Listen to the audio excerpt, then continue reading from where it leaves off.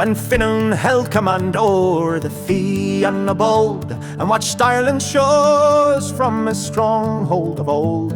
A shout crossed the sea with a thundering din, a boast from a giant who mocked mighty Finn. He roared from the cliffs on the Scottish shore, "No man of your isle can match me in war.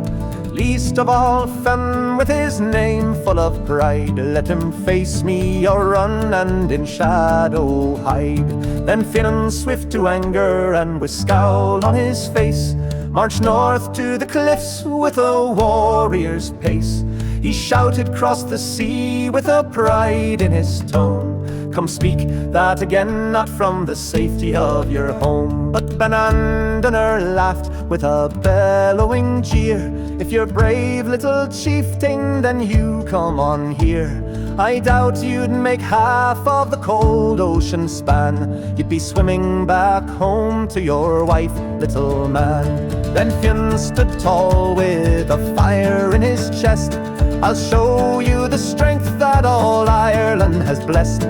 He stooped to the ground with a grunt and a strain, and tore up the soil with both hands like a chain.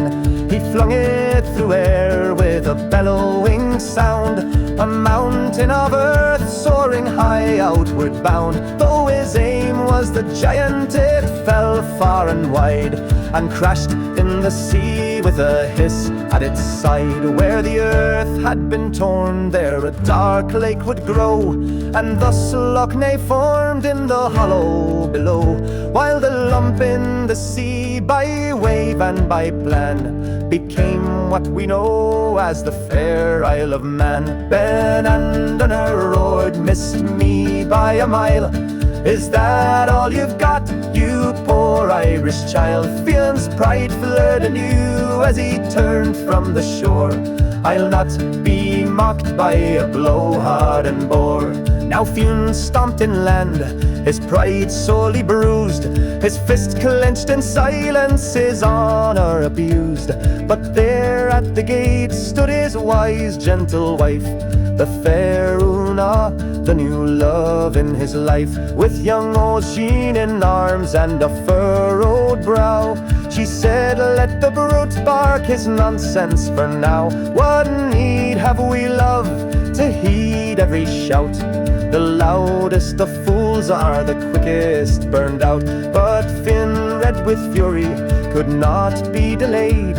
"I'll not let that hill lake call me afraid." So he tore Antrim's cliffs with his hammering hand, and stone after stone he flung out from the land.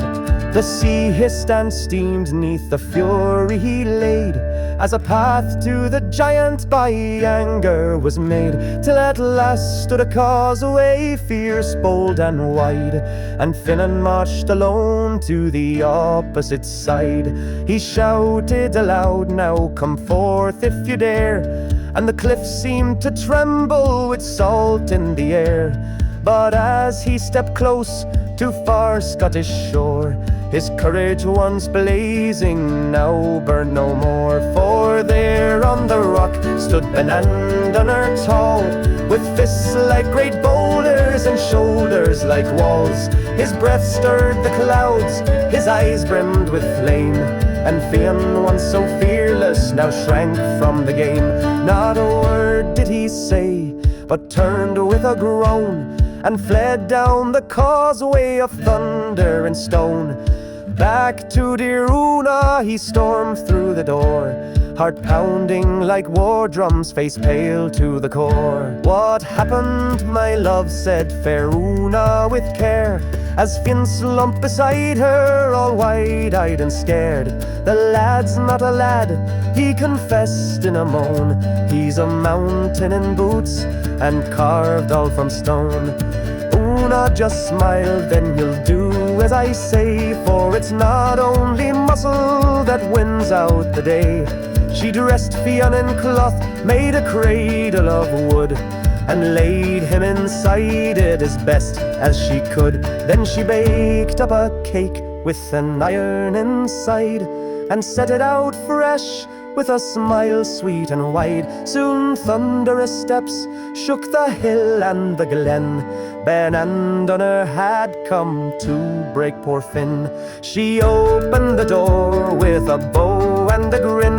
"Oh, my husband's out hunting, but please do come in. Don't mind the wee child, though he's restless of late. He's teething, poor soul, and he fusses near 8. Benandonner stepped in, bold bluster and pride, but the cradle he passed made him stumble and slide. His eyes quickly widened, his jaw hung agape, for a baby lay growling in monstrous shape. With arms like stout branches, and legs thick as logs, and a head that could terrify wolves from their bogs. The giant grew pale, and his stomach grew cold. If that is the child, what size is the old? He sipped at the porridge, but cracked the stone bowl, and glanced at the cradle with fear in his soul. He gulped down his worry with a shudder and groan, and muttered, "Just tell Fionn I came, then went home." With a crash and a clatter, he fled from the hall, back over the stones of the causeway tall. He smashed it behind him with each frightened leap, till the sea took it back in the cold briny deep. So the causeway now ends where the wild waves play, and the Isle of Man lies where Fionn threw it away, while Loch Neagh remains, vast, deep and wide, to tell of a giant and Fionn's wounded pride.